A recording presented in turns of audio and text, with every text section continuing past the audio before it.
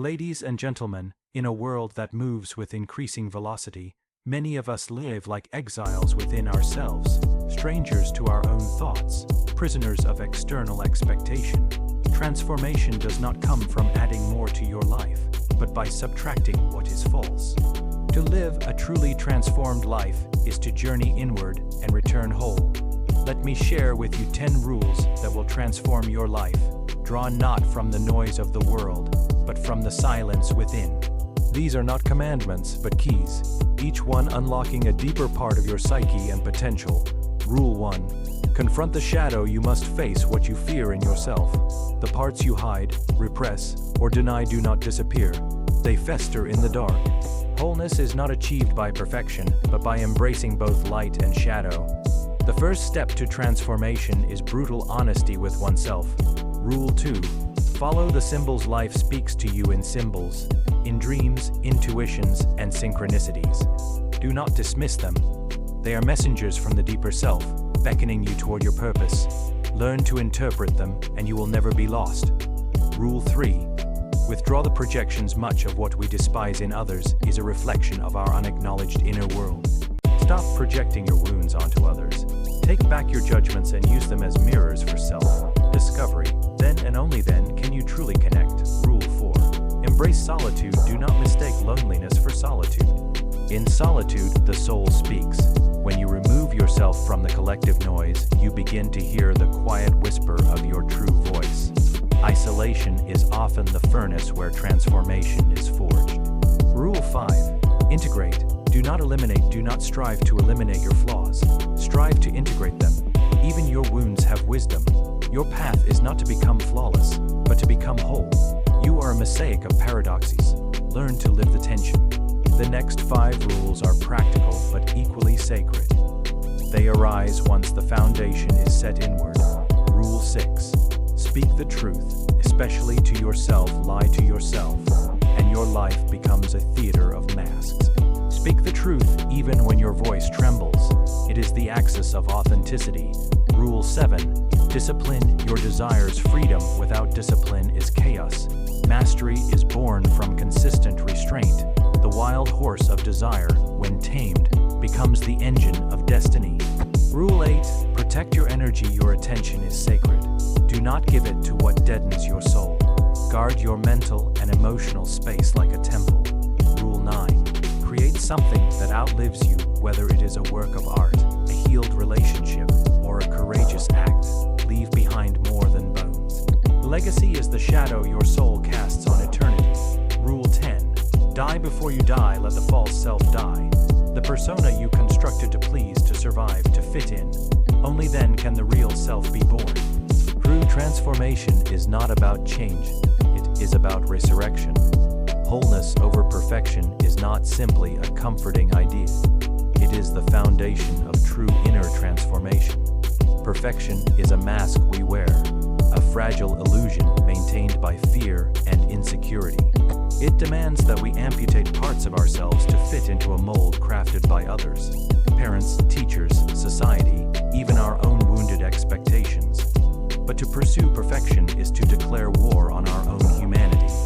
It is to deny the chaotic, flawed, beautiful reality of what it means to be alive. Wholeness, on the other hand, asks something deeper. It invites us to gather all the lost fragments of who we are. The anger we repress, the sadness we silence, the joy we fear, the dreams we abandoned. Wholeness is not clean or orderly. It is raw, unpredictable, and deeply honest. It is standing in the center of your being, looking at all your contradictions, and saying, "This too is me." It is not about being fixed. It is about being real. There is no growth without struggle, no evolution without confrontation. When we chase perfection, we avoid the very wounds that are meant to shape us. But when we seek wholeness, we allow those wounds to teach us. We stop trying to be flawless and start trying to be authentic. We stop editing ourselves for acceptance and begin embodying ourselves with integrity. To choose wholeness is to choose integration over denial. It is to recognize that your shadow, the parts of you were taught to fear, is not your enemy but your teacher. It is to understand that the goal of life is not to eliminate your flaws, but to give them a voice, a place, a meaning. Wholeness brings depth, texture, and wisdom. It makes you solid, grounded, not because you are perfect, but because you are united within. Perfection keeps you brittle. Wholeness makes you resilient.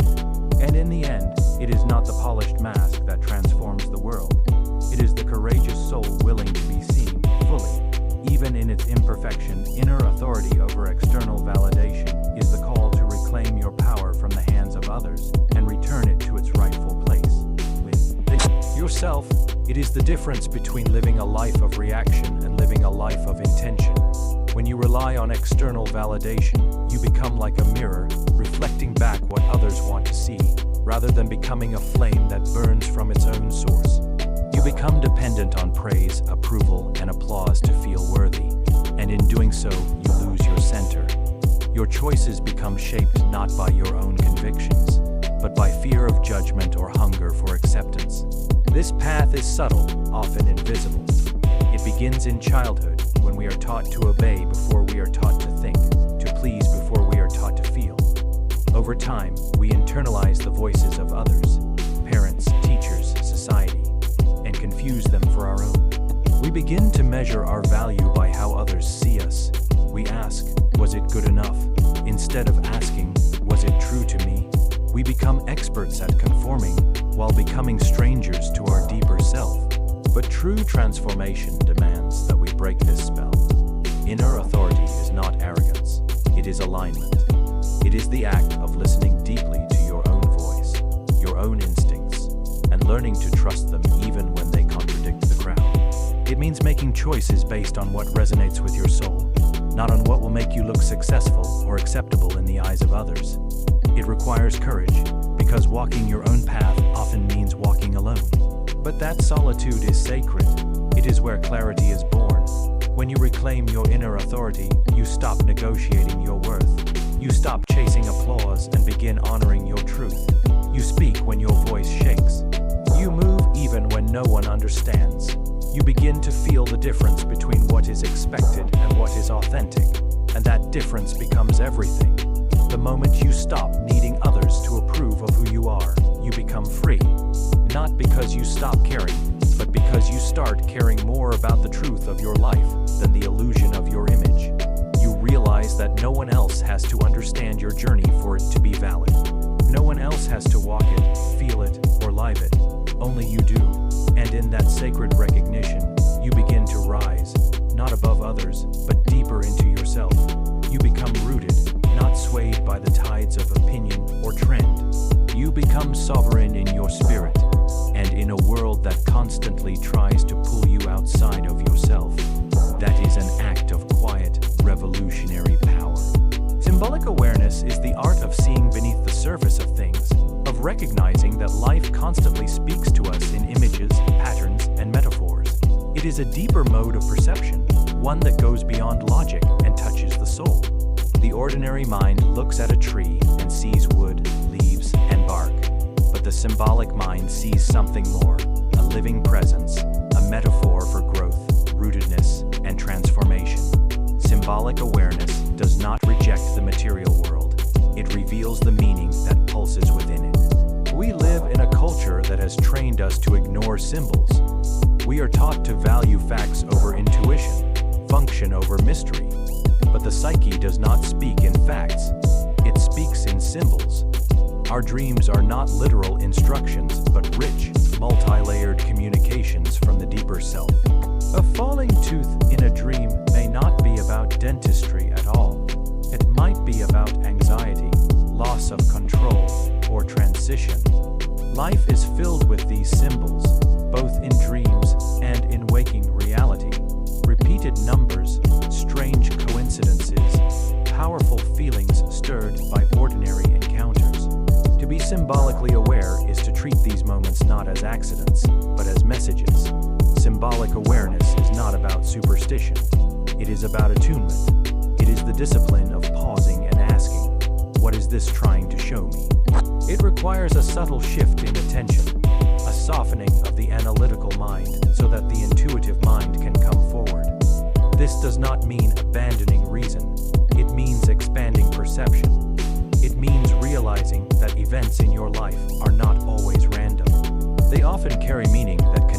something deeper inside you. A conflict with a friend may symbolize an unresolved war within yourself. A sudden encounter with a stranger may reflect a quality you are being asked to awaken. The outer mirrors the inner. This is how transformation works, not through surface change, but through the unfolding of inner patterns made visible in outer experience. Symbolic awareness teaches you to live with depth. You begin to see that your life is not just happening to you, it is revealing you to yourself. The world becomes a mirror, and everything within it can become a guide, a teacher, a signpost. This awareness nurtures humility because it reminds you that the world is not inert. It is alive with meaning. It is sacred if only you know how to see. The symbolic life asks that you slow down, reflect, and honor the mysteries. It invites you to treat your dreams as important, your intuition as wise, and your life as a myth unfolding. And as you begin to see your life symbolically, you begin to live with more purpose, more connection, and more awe. You realize you are not just surviving events. You are participating in a story written in the language of the soul. And when you live from that place, nothing is meaningless. Everything becomes part of your awakening. Radical responsibility is the courageous act of owning your life completely, not just the parts that feel good or that you're proud of, but also the shadows, the failures, the patterns you inherited, and the wounds you carry. It means refusing to cast yourself as a victim of your circumstances, no matter how painful or unjust they may have been. This is not about blame, it is about power. It is about reclaiming the authority to shape your inner world, regardless of what has happened in the outer one.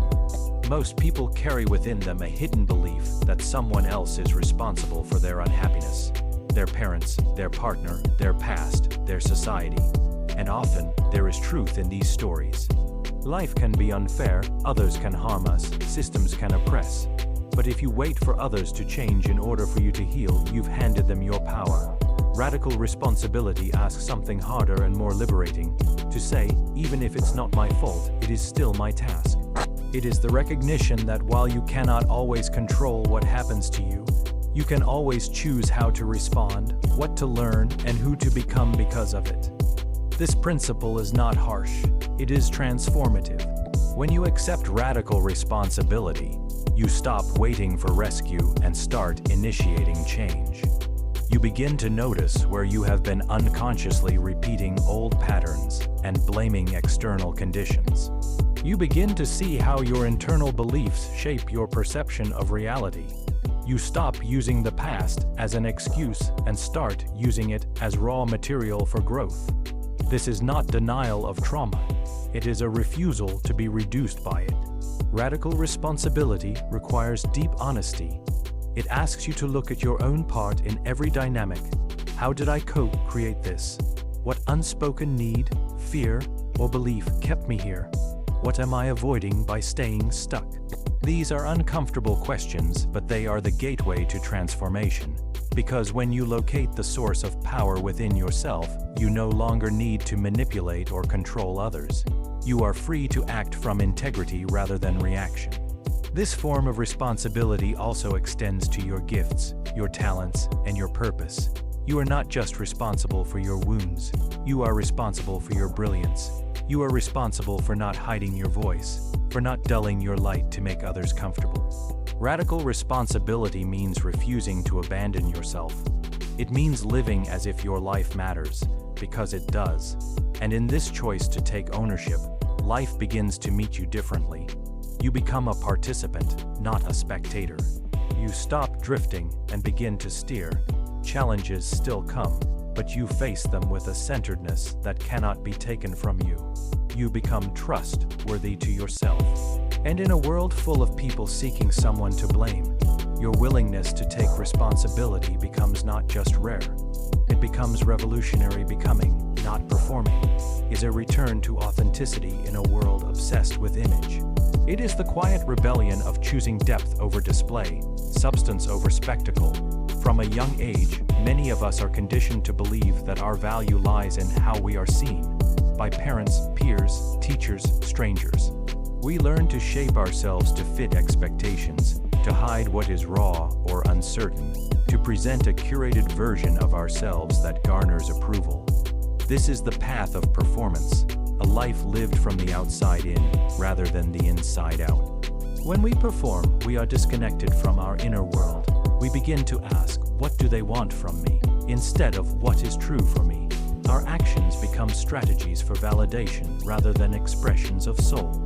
Even kindness, ambition, creativity, or strength can become costumes when driven by the need to impress or be accepted.